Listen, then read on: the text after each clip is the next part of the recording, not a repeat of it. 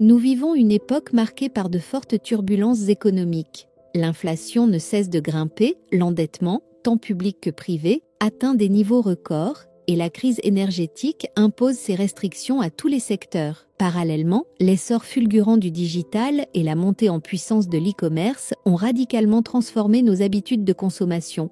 Autrefois, les enseignes de la grande distribution incarnaient de la stabilité et la confiance. Aujourd'hui, elles se trouvent confrontées à un double défi: adapter leur modèle traditionnel à un environnement numérique et faire face à des contraintes financières toujours plus lourdes. Dans ce contexte incertain, une question se pose inévitablement. Ces géants de la distribution sauront-ils s'adapter ou succomberont-ils à la pression d'un effondrement économique prolongé? Nous allons explorer ensemble 10 scénarios hypothétiques pour mieux comprendre les risques qui pèsent sur ces enseignes. Juste avant de commencer, n'oubliez pas de vous abonner et de liker la vidéo pour soutenir notre production. Commençons. Numéro 1, Carrefour. Carrefour, symbole de la grande distribution depuis des décennies, traverse une période d'incertitude profonde.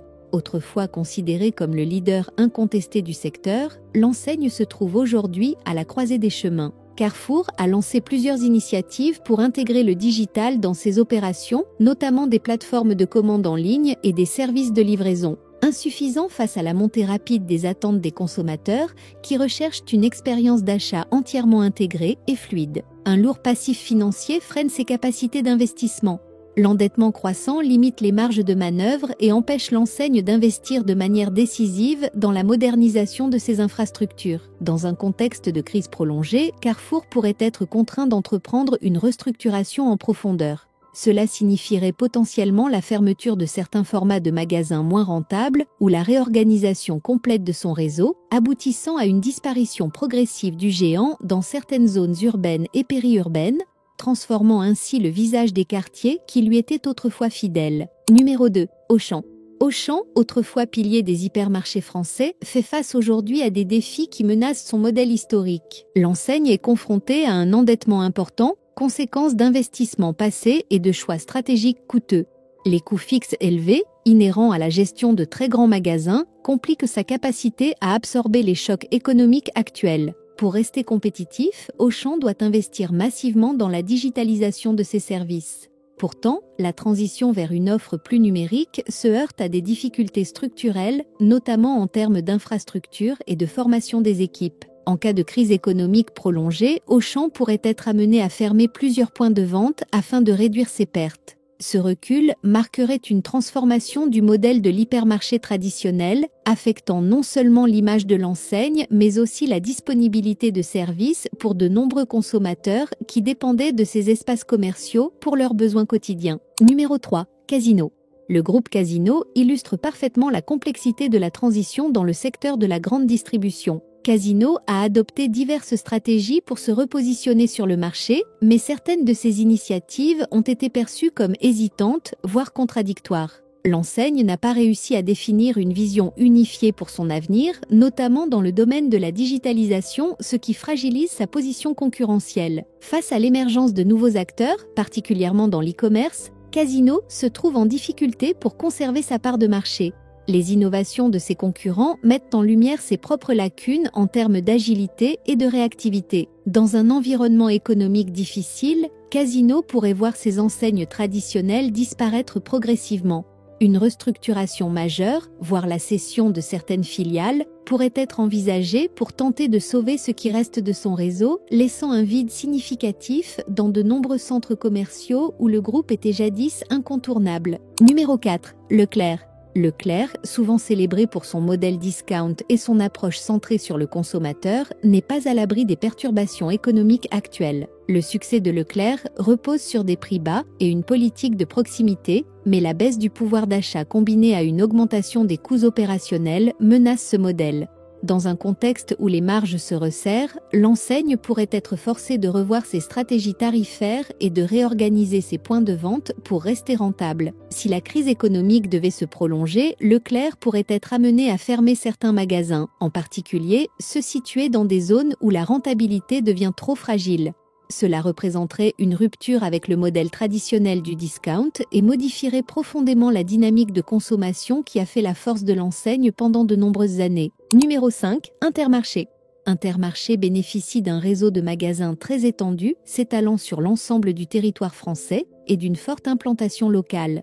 Cependant, cet atout peut rapidement se transformer en faiblesse dans un contexte de transformation numérique. L'enseigne peine à intégrer les nouvelles technologies dans ses points de vente. Alors que la digitalisation permet d'améliorer l'expérience client et d'optimiser les opérations, Intermarché reste attaché à des méthodes traditionnelles qui peinent à répondre aux exigences d'un marché en évolution rapide. La concurrence ne vient pas uniquement des autres enseignes physiques, mais également des géants de l'e-commerce qui offrent une expérience d'achat fluide et personnalisée. Face à l'inévitable modernisation du secteur, Intermarché pourrait être forcé de fermer plusieurs magasins qui ne parviennent pas à se réinventer. Ce recul pourrait entraîner une fragmentation du réseau avec des conséquences négatives sur l'emploi local et sur l'accès aux produits de première nécessité dans certaines régions. Numéro 6, Système U. Système U a longtemps fait la fierté de ses valeurs de proximité et de service, mais il doit aujourd'hui composer avec des réalités économiques qui mettent en péril son modèle traditionnel. Les coûts liés à la gestion de nombreux points de vente, couplés à la nécessité d'investir dans de nouvelles technologies, pèse lourdement sur la rentabilité de l'enseigne. La concurrence s'intensifie, non seulement de la part des autres acteurs physiques, mais aussi via le numérique, où les attentes des consommateurs évoluent très rapidement. Dans un scénario de crise prolongée, le système U pourrait être amené à fermer certains magasins jugés non rentables. Une telle restructuration affecterait profondément le tissu commercial local, réduirait l'offre de proximité et impacterait les relations de confiance que l'enseigne a su bâtir au fil des années. Numéro 7, Lidl. Lidl, véritable success story du discount, a su imposer son modèle grâce à une expansion rapide et une forte stratégie de prix bas. Toutefois, cette croissance fulgurante n'est pas sans risque. L'expansion rapide de Lidl s'accompagne de défis logistiques importants. La chaîne d'approvisionnement, bien que robuste dans des conditions normales, se trouve vulnérable en période de crise, notamment en cas de rupture de stock ou de pénurie de matières premières. Une expansion trop rapide peut mettre en péril la capacité de l'enseigne à maintenir des standards de qualité élevés dans tous ses magasins. Si les problèmes logistiques s'aggravent, Lidl pourrait être contraint de revoir sa stratégie d'expansion. Cela se traduirait par la fermeture de certains points de vente afin de consolider le réseau existant, un revirement qui aurait un impact considérable sur l'image d'un discount jusqu'alors perçu comme inébranlable. Numéro 8, Aldi. À l'image de Lidl, Aldi est confronté à des défis similaires dans un marché international de plus en plus concurrentiel. Aldi doit continuellement réinvestir pour maintenir son modèle de prix bas, tout en faisant face à des coûts croissants et en modernisant ses infrastructures. La concurrence internationale, notamment de chaînes venues d'ailleurs, exerce une pression supplémentaire sur Aldi pour innover et améliorer son efficacité logistique. Dans un contexte économique tendu, si Aldi ne parvient pas à adapter ses opérations aux nouvelles réalités du marché, certains de ses magasins pourraient fermer. Une telle réorganisation du réseau redéfinirait la carte de la grande distribution en France, affectant la perception que les consommateurs ont du modèle du discount. Numéro 9, Franprix. Franprix occupe une place de choix dans les centres-villes en offrant une accessibilité et une proximité appréciées par les citadins.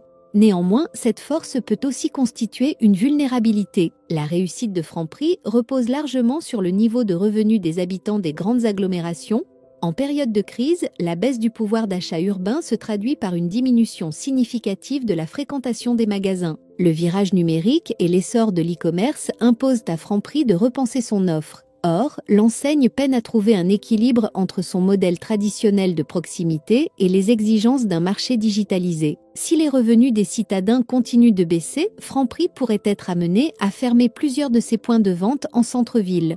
Une telle évolution modifierait non seulement l'accès aux produits de première nécessité pour de nombreux urbains, mais transformerait également le paysage commercial et social des quartiers, impactant durablement la dynamique de vie urbaine. Souvent discret dans les débats médiatiques, Cora représente une enseigne qui, malgré une présence historique, montre des signes de vulnérabilité face aux mutations du marché. Cora peine à suivre le rythme des innovations technologiques et à moderniser ses méthodes de gestion.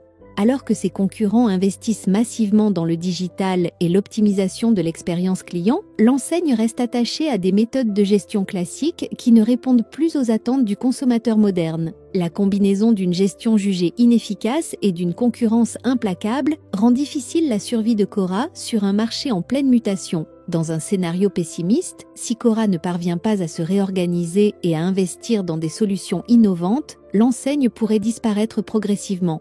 Une telle disparition laisserait un vide commercial dans de nombreuses zones et marquerait la fin d'une ère pour une marque qui, pendant longtemps, a su incarner une partie du paysage de la grande distribution française. Avez-vous vu des enseignes citées dans ce top 10 disparaître autour de chez vous? Faites-nous le savoir en commentaire.